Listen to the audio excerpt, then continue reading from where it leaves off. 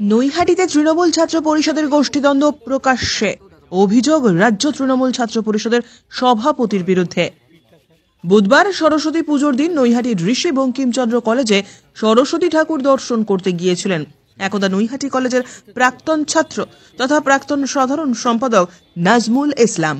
প্রতিমা দর্শন করে বেরোতেই নাজমুলকে লক্ষ্য করে বেশ কয়েকজন দুষ্কৃতী তার গাড়ি ঘিরে ফেলে অকথ্য ভাষায় গালিগালাজ করে। প্রতিবাদ করায় নাজমুলকে বেধড়ক মারধর করা হয় বলে অভিযোগ। সেই মুহূর্তের ভিডিও সোশ্যাল মিডিয়াতে আপলোডও করা হয়। সম্পূর্ণ ঘটনা অভিযোগ জানানো হয় রাজ্যের সেচ মন্ত্রী পার্থ ভৌমিককে। তিনি আশ্বাস দেন দোষীদের শাস্তি দেওয়ায়।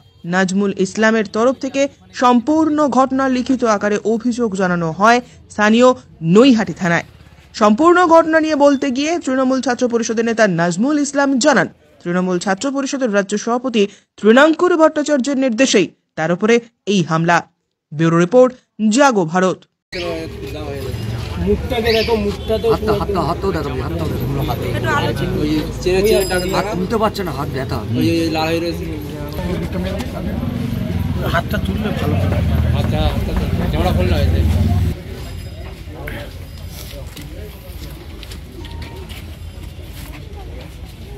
করা হয় তোমার পিঠটা স্যার, পিঠটা ঘুরে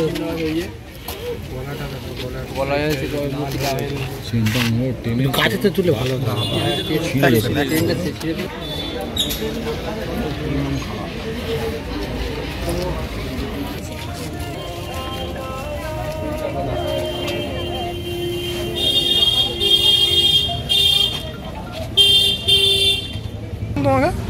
ওই ইট ফিট দিন ইট দিয়ে মেরেছে, লাঠি দিয়ে মেরেছে, তারপর লাঠি ঘুষি, মানে কতজন মিলে মারছে, মানে আমাকে গাড়িতে ভেতর থেকে টেনে বাইরে বার করতে পারিনি। এবার তার জন্য হয়তো 4জন 5জন যে কতজন আমার দরজার সামনে আসতে পেরেছে ততজন মারার চক্রান্ত, পুরোটাই মারার চক্রান্ত। মানে আমি আজকে মার্ডার হয়ে যেতাম। মার্ডার কীভাবে যে আমি ওখানে বেঁচে ফিরেছি আমি জানি, ওই পরিস্থিতিকে কীভাবে ব্যাক করেছি।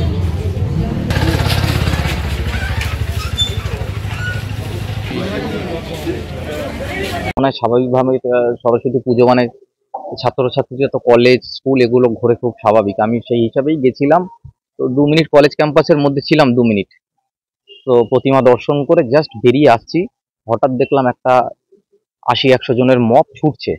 মানে তারা আমাকে চেনে না, নির্দেশক পিছনে ভিতরে আছে যারা বলেছে আর কি মারার জন্য।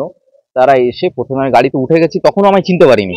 এবারে যখন আমাকে নোটিশ করে বলা হয়েছে যে ওই ছেলেটা ওকে মার, তারা প্রথমে গাড়ির দরজাটা খুলে আমাকে, আমার ফোনে লাইভ আছে, আমি সঙ্গে সঙ্গে লাইভ চালু করে দিয়েছি। কারণ যখনই ওরা ছুটে এসছে আমি বুঝতে পেরেছি যে একটা দুর্ঘটনা ঘটতে চলেছে, আমি তখনই ফোনের লাইভটা অন করে নিয়েছি। তো তারপর গাড়ির দরজাটা খুলে ওরা খুব মারে ভীষণভাবে, প্রায় মেরেই ফেলতো যদি গাড়ির ভেতর থেকে বাইরে বার করতে পারতো, কিন্তু গাড়ির ভেতর থেকে আমাকে বাইরে বার করে টেনে বার করতে পারিনি। সেই অবস্থাতে বাইরে থেকেই সবাই মিলে মেরেছে ভীষণভাবে, সেটা পুরো ভিডিওতে দেখা যাচ্ছে। যারা মেরেছে তারা কলেজের মধ্যেই ছিল, তার মানে কলেজে যারা তৃণমূল ছাত্র পরিষদ করে এখন যারা দায়িত্বে আছে, আমিও তৃণমূল কংগ্রেসটা করি, তৃণমূল ছাত্র পরিষদই করি, যারা আছে দায়িত্বে তারা এটা করিয়েছে।